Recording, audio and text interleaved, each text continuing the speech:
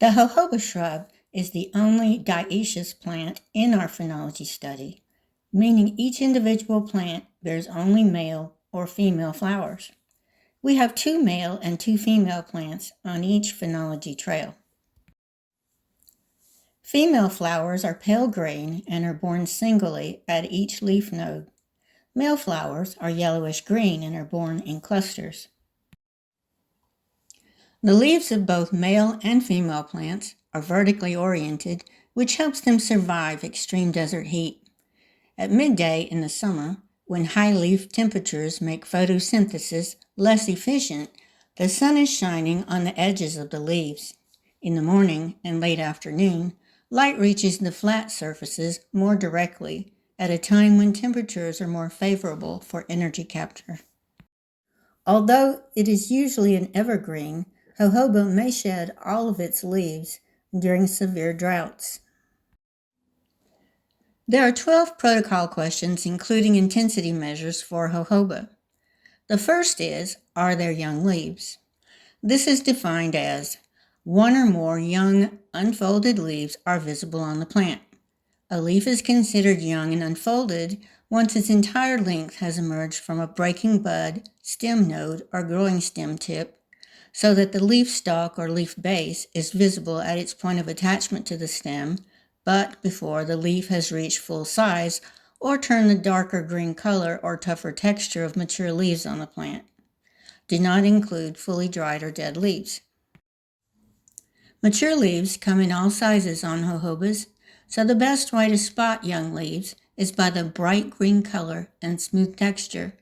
It's important to note that this phase ends when all of the newer leaves are no longer distinguishable from the older leaves on the plant. Now you must answer the intensity question, which is how many young leaves are present.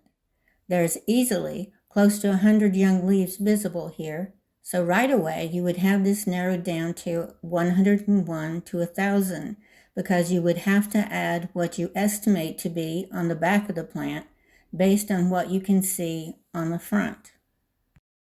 Question 3 is, are there flowers and or flower buds? This is defined as 1 or more fresh, open or unopened flowers or flower buds are visible on the plant. Include flower buds or inflorescences that are swelling or expanding, but do not include those that are tightly closed and not actively growing or dormant. Also, do not include wilted or dried flowers. As we learned in the beginning, male buds and flowers grow in clusters or inflorescences. For this question, each cluster counts as 1 flower or 1 bud. When you're looking at buds, you must determine if they are dormant or if they are swelling. If they are dormant, meaning they are tightly packed and not actively growing, then do not count them. Here you can see how compact the dormant male buds look, but when they start to swell, a little yellow begins to show, and soon after that they become a fully open flower. Remember, only swelling inflorescences and open flowers count. Do not include wilted or dried flowers. It's harder to tell when a female bud is dormant. Female buds that appear after the fruiting phase and before any winter rains are most likely dormant. Once the male buds begin to swell and open, the female buds will swell slightly, and then the 3 pistils of the open flower will appear. How many flowers and flower buds are present? This question is answered the same way you answered how many young leaves are present. If there are many flowers and flower buds, you may not want to count them all. Instead, you can count 1/4 of what you see on front, do the math, and double it for what you estimate is on the back. Remember, for male plants, each cluster counts as 1. Question 5 is, if you answered yes to flowers and flower buds, are there open flowers? This is defined as 1 or more open, fresh flowers are visible on the plant. Flowers are considered open when the reproductive parts are visible between or within unfolded or open flower parts. Do not include wilted or dried flowers. This is pretty straightforward, but it would be easy to mistake the open flower on the upper right as a swelling inflorescence. But if you look closely, you can see that it is an open flower because you can see the reproductive parts. Question 6 is, what percentage of all fresh flowers on the plant are open? For species in which individual flowers are clustered in flower heads, spikes, or catkins, estimate the percentage of all individual flowers that are open. Note, this time they want you to count individual flowers instead of counting each cluster as one. Counting individual flowers may seem like a daunting task, but there are some shortcuts. The Nature's Notebook guidance states, for species where tiny individual flowers are clustered in inflorescences, it may seem difficult to estimate the percentage of these individual flowers that are open over the entire plant. However, oftentimes the percentage of individual flowers open on a single inflorescence will be the same for all inflorescences on the plant. If this is the case, you can choose a single inflorescence, estimate the percentage of open flowers on it, and use that value to represent the entire plant. For larger plants, it is generally a good idea to check a few inflorescences. For example, one towards the bottom of the plant, one in the middle, and one towards the top, and average the percentage of open flowers on each of these inflorescences to represent the entire plant.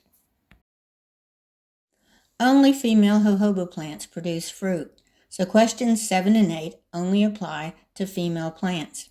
Question 7 is defined as one or more fruits are visible on the plant. The fruit is a capsule that changes from green to light brown or red-brown and splits open to expose the seed or drops from the plant before splitting. Do not include empty capsules that have already dropped their seeds. Next, answer the intensity measure. So when does a flower become a fruit? This is not a protocol question, but it is likely to be a question you ask yourself before you can answer fruit questions. Nature's Notebook tells us not to worry about reporting the exact moment it happens. They say, report yes for the fruits phenophase when you feel confident you are seeing fruit beginning to develop. For many plants, watching for the ovary to initiate swelling following the passing of a flower's display is a sign that fruit is developing. In general, once the flower's ovules are fertilized, fruit development begins. Again, if as an observer you are not sure what you are seeing, just wait a bit for more evidence of ovary swelling and wait to report yes for fruits until you are sure. Aborted fruit are not viable and should not be counted as fruit. For aborted fruit, you will notice that the swelling ceases and perhaps a change in the health of the new fruit is visible. It could be a change of color, an uncharacteristic yellowing or browning, or wilting or drying, or simply dropping the green fruit from the plant. Here you can see, in both cases, the fruit did not grow much beyond the calyx, then turn brown and never split the way a ripe fruit would.